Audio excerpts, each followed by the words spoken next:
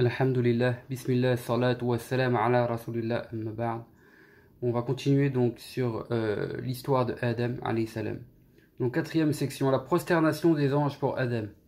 Et rappel, lorsque nous avons dit aux anges, prosternez-vous devant Adam, ils se sont alors prosternés, sauf Iblis qui a refusé, s'est enflé d'orgueil et a été du nombre des infidèles. C'est un honneur, un signe qu'Allah subhanahu wa ta'ala a accordé à Adam, en le créant de sa main, en insufflant en lui de son esprit. Lorsque je formerai son image et insufflerai en lui de mon esprit, tombez alors prosterné devant lui. Ce sont 4 faveurs immenses. Il l'a créé de sa noble main, a insufflé en lui de son esprit, a ordonné aux anges de se prosterner devant lui et lui a appris les noms de toutes choses. C'est ainsi que Moussa, alayhi salam, l'homme à qui Allah subhanahu wa ta'ala a parlé, s'est adressé à lui, quand il y a eu entre eux deux une discussion dans l'assemblée céleste. Tu es Adam, le père de l'humanité. Allah Ta'ala t'a créé de sa main, a insufflé en toi de son esprit, a fait prosterner devant toi ses anges et t'a appris les noms de toutes choses. Les gens rassemblés, le jour de la résurrection, feront une déclaration semblable, comme cela a été évoqué précédemment et comme nous le mentionnerons plus loin, Inch'Allah. Section 5. L'orgueil de Shaitan et sa perdition. Certes, nous vous avons créé, puis avons formé votre image et avons dit aux anges, prosternez-vous devant Adam. Ils se prosternèrent alors, sauf Iblis, qui n'a pas été du nombre de ceux qui se sont prosternés. Il dit, qu'est-ce qui t'a empêché de te prosterner lorsque je te l'ai ordonné? Il répondit, je suis meilleur que lui, tu m'as créé de feu et tu l'as créé d'argile. Al-Hassan al-Basri, rahimahullah, a déclaré, Iblis a usé du rapprochement analogique et il est le premier à l'avoir fait. Muhammad ibn Sirin a dit, le premier à avoir usé du rapprochement analogique est Iblis. Or, le soleil et la lune n'ont été adorés que par rapprochement. Ces 2 citations ont été rapportées par Ibn Jarir. Cela signifie qu'il a considéré sa personne en la rapprochant avec Adam et s'est vu plus noble que celui-ci. Il a alors refusé de se prosterner devant lui malgré l'existence de l'ordre lui enjoignant ainsi qu'aux anges de le faire. Or, le rapprochement analogique, qui s'oppose à la source légale, donc là, le qiyas, qui s'oppose au nas, ne peut nullement être pris en compte. De plus, ce rapprochement est ici nul en lui-même. En effet, l'argile est plus bénéfique et meilleure que le feu, car l'argile porte comme caractère la mesure, la longanimité, la magnanimité et la croissance, alors que le feu contient en lui l'inconstance, la légèreté, la précipitation et la calcination. D'autre part, c'est Allah subhanahu wa ta'ala qui a honoré Adam alayhi salam, en le créant de sa main et en insufflant en lui de son esprit, et c'est pourquoi il ordonna aux anges de se prosterner devant lui. Et mentionne, lorsque ton Seigneur dit aux anges, je suis créateur d'un être humain, à partir de terre dure, d'une argile décomposée. Lorsque je formerai son image et insufflerai en lui de mon esprit, tombez alors prosterné devant lui. Tous les anges se prosternèrent, sauf Iblis qui refusa d'être avec ceux qui se prosternèrent. Il dit, Iblis, qu'as-tu à ne pas être avec ceux qui se prosternent? Je ne saurais me prosterner pour un être humain que tu as créé de terre dure, d'argile décomposée. Il dit, sors-en, donc des cieux, du jardin d'Éden ou du groupe des anges. Donc il dit, sors-en, tu es lapidé. Sur toi sera la malédiction jusqu'au jour des comptes. Donc là, c'était plusieurs extraits du Coran al-Karim. Donc, Ibn Kathir, rahimahullah, continue en ces termes. Il mérita cela de la part de Allah subhanahu wa ta'ala, car son mépris pour Adam, alayhi salam, son dédain et sa prétention de supériorité impliquaient la désobéissance à l'ordre divin et la contradiction de la vérité dans la désignation explicite de Adam. Il se mit alors à se justifier, et sa justification ne servit en rien sa cause. Elle fut même plus grave que son péché, ainsi que cela est mentionné dans la sourate Al-Isra. Donc, c'est la 17e dans l'ordre du Coran. Et aussi, l'auteur nous dit qu'elle est appelée Banu Israël. Et rappelle, lorsque nous avons dit aux anges, prosternez-vous devant Adam, ils se prosternèrent alors, sauf Iblis qui dit, vais-je me prosterner pour qui tu as créé d'argile? Vois-tu celui-là, dit-il aussi, que tu as plus honoré que moi. Si jamais tu me laisses encore jusqu'au jour de la résurrection, je mettrai sous mon emprise sa descendance, sauf un petit nombre. Il dit, va-t'en. Qui te suivra parmi eux? Il saura que la Géhenne sera votre récompense, une récompense largement dévolue. Provoque donc qui tu peux parmi eux avec ta voix, réunis contre eux ta cavalerie et tes fantassins, et associe-toi avec eux dans les biens et les enfants, et promets-leur. Or, ce que Shaitan leur promet n'est qu'illusion. Mes adorateurs, tu n'auras pas de pouvoir sur eux, et ton Seigneur suffit comme protecteur. Et dans la sourate Al-Kahf, et rappelle, lorsque nous avons dit aux anges, prosternez-vous devant Adam, ils se prosternèrent, sauf Iblis, il faisait partie des djinns, et transgressa alors l'ordre de son Seigneur. Les prendrez-vous, lui et sa progéniture, comme alliés en dehors de moi? Il s'écarta volontairement de l'obéissance à Allah, par défi et orgueil vis-à-vis de son ordre. Cela, parce que sa nature et sa matière pernicieuse l'ont trahi, lorsqu'il avait le plus besoin de celle-ci. Il fut en effet créé du feu, comme on l'a mentionné, et comme cela apparaît dans le hadith. Les anges ont été créés de lumière, les djinns de la quintessence du feu, et Adam a été créé de ce qui vous a été décrit. Al-Hassan al-Basri, rahimahullah, a déclaré « Iblis n'a jamais fait partie des anges, il faisait partie des djinns. Lorsque ceux-ci s'aimèrent la corruption sur terre, Allah Ta'ala leur envoya une armée d'anges qui les combattit et les relégua dans les îles. Iblis, parmi les captifs, fut emmené avec eux au ciel où il resta. Lorsqu'on ordonna aux anges de se prosterner, il refusa. D'après Shahr ibn Hawshab, Iblis était le chef des anges du ciel le plus proche. Donc ça, c'est rapporté d'après Ibn Mas'ud, Ibn Abbas et d'autres compagnons, ainsi que de Sa'id ibn al-Musayyib. Ibn Abbas radiallahu anhu, précise que son nom était alors Azazil.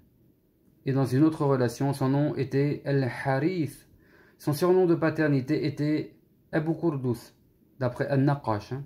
Il faisait partie d'un chœur d'anges appelés les djinns, qui étaient les gardiens du paradis. Il était l'un des plus nobles, des plus savants et des plus dévots parmi eux, et de ceux qui avaient 4 ailes. Allah le métamorphosa en shaitan lapidé. Et ça, c'est d'après Ibn Abbas.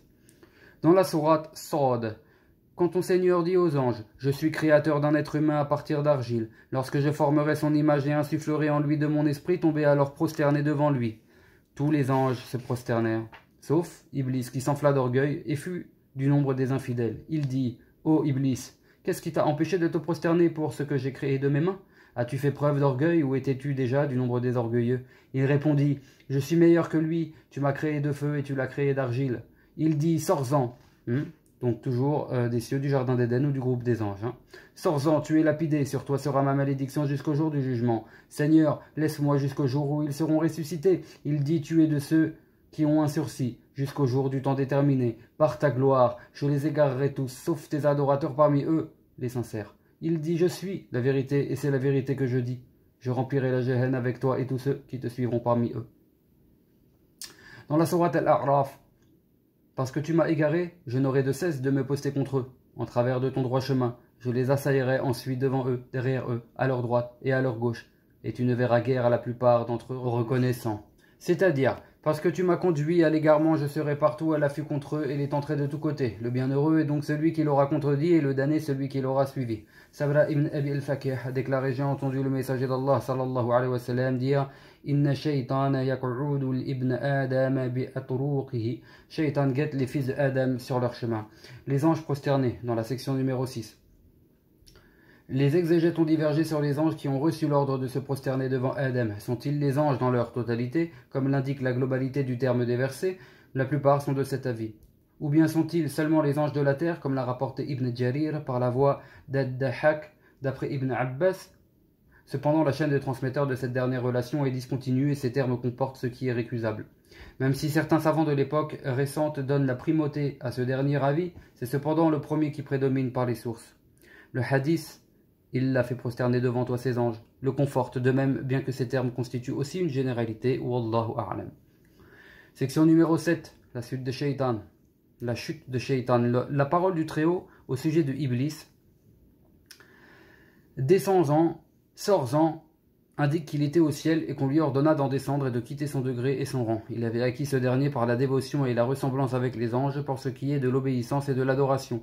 Tout cela lui fut retiré en raison de son orgueil, de sa jalousie et de sa désobéissance à son Seigneur. On le fit alors descendre sur terre, déchu et banni. Allah subhanahu wa ta'ala ordonna à Adam alayhi salam, d'habiter au paradis avec son épouse. Donc là, on est dans la section numéro 8, le séjour de Adam dans le paradis. Donc, on va avoir 3 extraits du Coran que je vais vous dire, et c'est ce qui va appuyer toute la section numéro 8, et il n'y aura pas plus d'explications que cela, hormis donc les preuves dans le Coran al-Karim. Nous dîmes, Ya Adam, habite, toi et ton épouse, le paradis, mangez tous deux de celui-ci en abondance, là où vous voulez, mais n'approchez pas de cet arbre, car vous seriez du nombre des injustes. Ô Adam, habite, toi et ton épouse, le paradis, et mangez tous deux de ce que vous voulez, cependant n'approchez pas de cet arbre, car vous seriez du nombre des injustes. Et rappelle, lorsque nous avons dit aux anges, prosternez-vous devant Adam, ils se prosternèrent sauf Iblis qui refusa. Nous dîmes, ô Adam, celui-là est un ennemi pour toi et ton épouse, qu'il ne vous fasse pas sortir du paradis, car alors tu connaîtrais la peine. Il t'est accordé en celui-ci de ne pas avoir faim, et de ne pas être nu, de ne pas y avoir soif, et de ne pas être exposé au soleil. La création de Ève, dans la section numéro 9. Le contenu des versets montre que la création de Ève eut lieu avant l'entrée de Adam au paradis. Ô Adam, habite toi et ton épouse le paradis, mangez tous deux. C'est l'avis d'Ishaq ibn Yasar, et c'est ce qui ressort des versets. Cependant, des compagnons ont dit, Iblis fut expulsé du paradis, et Adam y habita. Celui-ci y marchait en solitaire, et n'y avait pas d'épouse auprès de laquelle il trouverait réconfort. Il s'endormit, et lorsqu'il se réveilla, il trouva une femme assise près de sa tête. Allah Ta'ala l'avait créé de sa côte. Il lui demanda, qui es-tu? Une femme, répondit-elle. Pourquoi as-tu été créé? Pour que tu trouves réconfort auprès de moi. Les anges, pour voir la science qu'il avait acquise, lui demandèrent, comment s'appelle-t-elle, ô Adam? Hawa. Pourquoi est-elle appelée ainsi? Parce qu'elle a été créée de ce qui est vivant. Hayy. Donc ça c'est rapporté par As-Suddi, d'après Abu Saleh et Abu Malik, d'après Ibn Abbas, et par Murrah, d'après Ibn Mas'ud et d'autres compagnons. Elle fut créée de sa côte la plus courte, du côté gauche, alors qu'il était endormi. À la place de cette côte, la chair se forma. Donc, propos relatés par Mohammed ibn Ishaq et d'après Ibn Abbas. Et cela est confirmé dans la parole du Très-Haut. Ya ayyuhan nas, taqu rabbakum alladhi khalaqakum min nafsin wahidatin wa khalaqa minha zawjaha. Ô gens, craignez votre Seigneur qui vous a créé d'une seule personne et a créé de celle-ci son épouse, puis a disséminé à partir de ces deux nombre d'hommes et de femmes. C'est lui qui vous a créé d'un seul être et a créé de celui-ci son épouse afin qu'il trouve auprès d'elle réconfort. Lorsqu'il la recouvrit, elle porta d'abord en elle un poids très léger avec lequel elle demeura un temps. Nous parlerons de ce verset par la suite, Inch'Allah. Le prophète sallallahu alayhi wa sallam a dit, recommandez le bien envers les femmes. En effet, la femme a été créée d'une côte, et ce qui est le plus tordu dans la côte, c'est le haut. Si tu te mets à vouloir la redresser, tu la casseras, et si tu la laisses, elle ne cessera d'être tordue. Recommandez-vous donc le bien envers les femmes. Donc on a deux commentaires, enfin on a un commentaire et plus une chaîne de rapporteurs par rapport à cela. Donc les commentaires l'expliquent par la tête qui contient la langue. Ce hadith rapporté par Al-Bukhari et Muslim résume ce qui favorise la cohésion du foyer conjugal. Donc là on explique le hadith que je viens de vous dire. Si l'on veut tirer profit de la compagnie de l'épouse, il faut prendre patience face à ses négligences tant qu'elles ne tiennent pas des obligations de la religion. Autrement, le divorce sera le dénouement de cette relation. Le verset « Vivez avec elle de manière bienfaisante » explique ce hadith. Et donc, rapporté, hein, donc le hadith il est rapporté dans les deux sahih par le hadith de Za'ida d'après Maysara al-Ashja'i, d'après Abu Hadim, d'après Abu Hurayra. On va s'arrêter là, Inch'Allah. Wallahu a'lam. Subhanakallahumma wa bihamdik. Ashhadu an la ilaha illa anta astaghfiruka wa atubu ilayk.